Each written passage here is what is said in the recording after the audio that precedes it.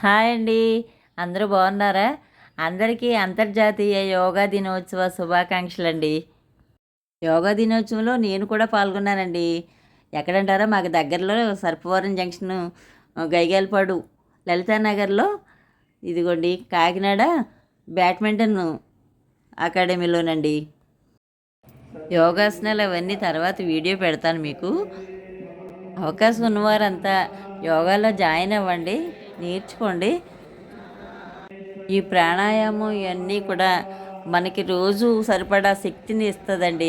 మానసిక ధైర్యాన్ని, మన ఆరోగ్యానికి ఏంటి దేనికైనా చాలా బాగా ఉపయోగపడుతుంది.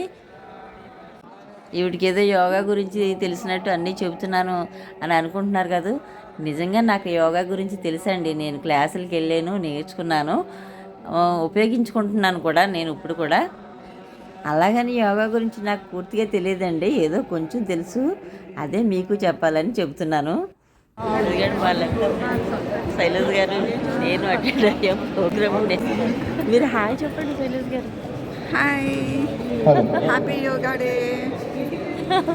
అందరూ పాల్గొన్నారండి, ఆరోగ్యంగా ఉండండి అని చెప్పండి.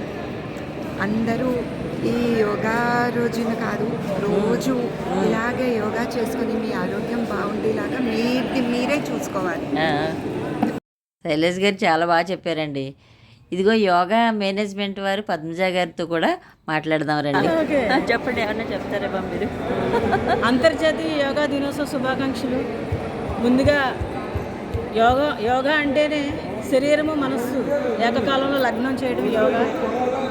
యోగాని ప్రతి జీవితంలో భాగం చేసుకోవాలి ప్రతి పౌరుడు. వికసిత్ భారత్ ఆంధ్రప్రదేశ్, అలాగే వికసిత్ భారత్ కోసం ప్రధాని నరేంద్ర మోడీ గారు ఎంతో కృషి చేస్తున్నారు. కాబట్టి ఆయన సారథ్యంలో మనం అందరం కూడా ఆరోగ్య భారత్ నిర్మాణం కోసం ప్రయత్నం చేద్దాం. ఓకే ఓకే అండి, బాగా చెప్పారు. థ్యాంక్ యూ అండి.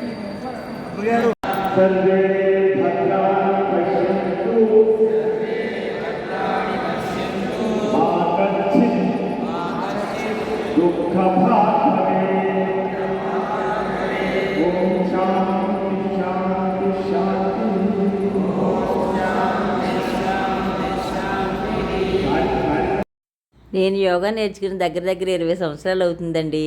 ఈ అంతర్జాతీయ యోగా దినోత్సవం రోజుని యోగాలో పాల్గొనటం నాకు చాలా ఆనందంగా ఉంది, చాలా చాలా సంతోషంగా ఉందండి.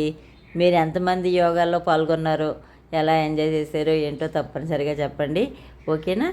బాయ్ అండి.